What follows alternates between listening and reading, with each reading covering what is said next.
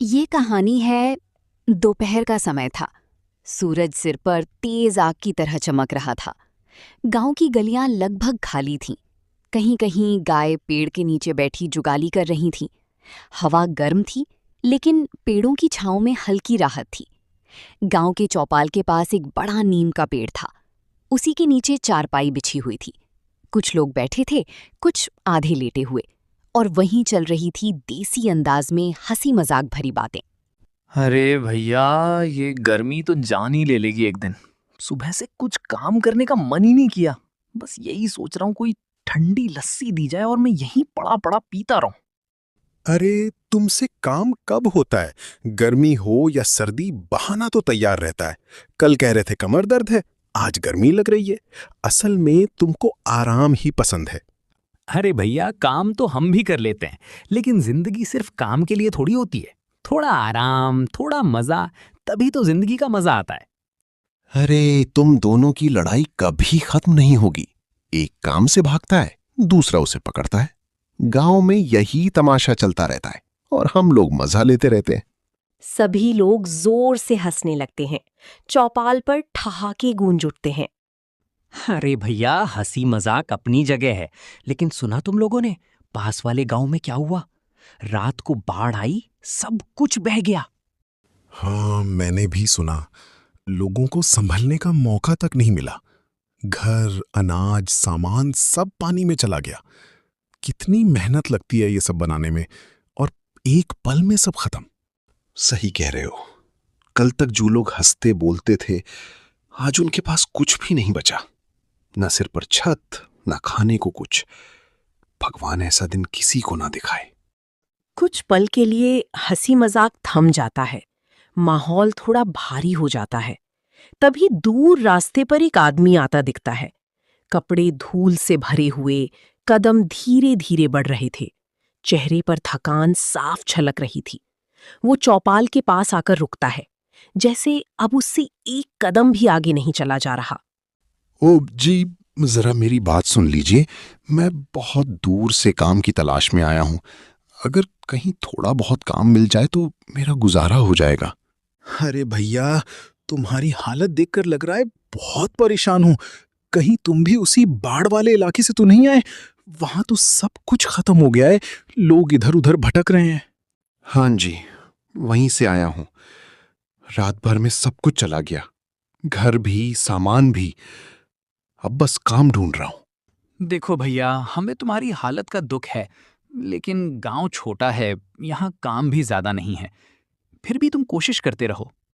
ये सुनकर बलदेव हल्का सा मुस्कुराता है, जैसे उम्मीद अभी भी बाकी हो। कोई बात नहीं जी, कोशिश करता रहूंगा। भगवान ने एक रास्ता बंद किया है तो दूसरा जरूर खुलेगा। बस मेहनत नहीं छोड़ूंगा। वो धीरे धीरे आगे बढ़ जाता है। खाली जेब, भूखा पेट, लेकिन दिल में उम्मीद। चौपाल पर बैठे लोग उसे जाते हुए देखते रहते हैं, और उनके मन में एक ही सवाल गूंजता है। एक आदमी जिसने सब कुछ खो दिया, अब इस गांव में नई शुरुआत करेगा। क्या उसे काम मिलेगा, या किस्मत यहां भी उसका साथ नहीं देगी? बलदेव धीरे धीरे गांव की गलियों में आगे बढ़ रहा था। सूरज अब और तेज हो चुका था। पसीना उसके चेहरे से टपक रहा था, लेकिन उसके कदम रुक नहीं रहे थे, क्योंकि पेट की भूख उसे चलने पर मजबूर कर रही थी। वो एक घर के सामने रुकता है। दरवाजे पर खड़ा होकर आवाज लगाता है। वो जी, कोई काम हो तो बता दीजिए। मैं मेहनत करने से पीछे नहीं हटूंगा। बस थोड़ा काम मिल जाए तो 2 वक्त की रोटी का इंतजाम हो जाएगा। अरे भैया, हमारे यहाँ पहले से लोग काम कर रहे हैं। तुम्हारे लिए कोई काम नहीं है। आगे देख लो, शायद कहीं मिल जाए। बलदेव चुपचाप आगे बढ़ जाता है। फिर एक और घर, फिर एक और दरवाजा। ओ जी, कुछ भी काम मिल जाए, मैं दिन रात मेहनत कर लूंगा। बस खाली पेट रहने की ताकत नहीं है। कृपया मना मत कीजिए। अरे भैया, समझा करो, यहाँ खुद के लिए ही काम कम है, तुम्हें कैसे रख लें? जाओ। आगे दिन ढलने लगा था। सूरज अब धीरे धीरे नीचे जा रहा था, लेकिन बलदेव की हालत और खराब हो चुकी थी। सुबह से उसने एक दाना भी नहीं खाया था। वो एक एक घर के दरवाजे पर जाता है, उम्मीद लेकर, लेकिन हर बार निराशा मिलती है। हाँ जी, बहुत भूख लगी है। अगर अगर थोड़ा सा खाना मिल जाए तो बहुत बड़ी मेहरबानी होगी। मैं बदले में काम कर दूंगा। अरे भैया, हमारे घर में खुद ही कम है, तुम्हें कहाँ से दें? हर किसी को खिलाते रहेंगे तो क्या बचेगा? जाओ आगे। बलदेव बिना कुछ कहे आगे बढ़ जाता है। उसके कदम अब लड़खड़ाने लगे थे। आखिर में वो एक पुराने टूटे फूटे घर के सामने रुकता है। दीवारों में दरारें, दरवाजा आधा टूटा हुआ। वो हिम्मत करके दरवाजा खटखटाता है। ओ जी, कोई है अंदर? बहुत भूख लगी है।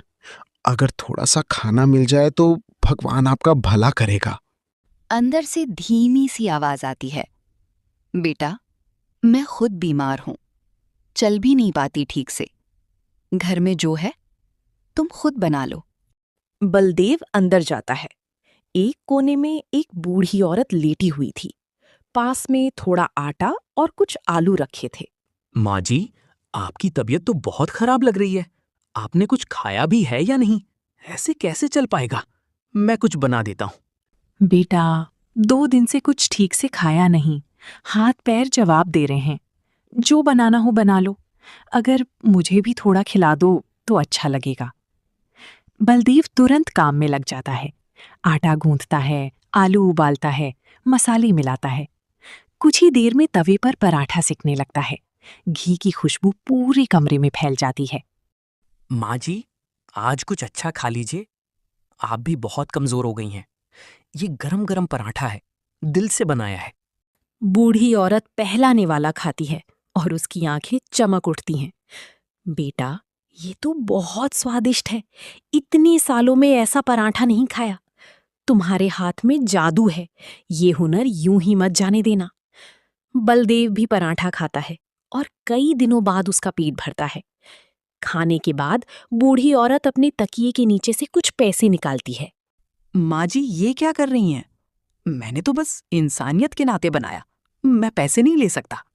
बेटा, ये पैसे नहीं, तुम्हारी शुरुआत है। इनसे एक छोटा सा ठेला लगा लो और ये पराठे लोगों को खिलाओ। देखना, तुम्हारी किस्मत बदल जाएगी। बलदेव कुछ पल के लिए चुप रह जाता है। उसकी आंखों में उम्मीद की नई चमक आ जाती है।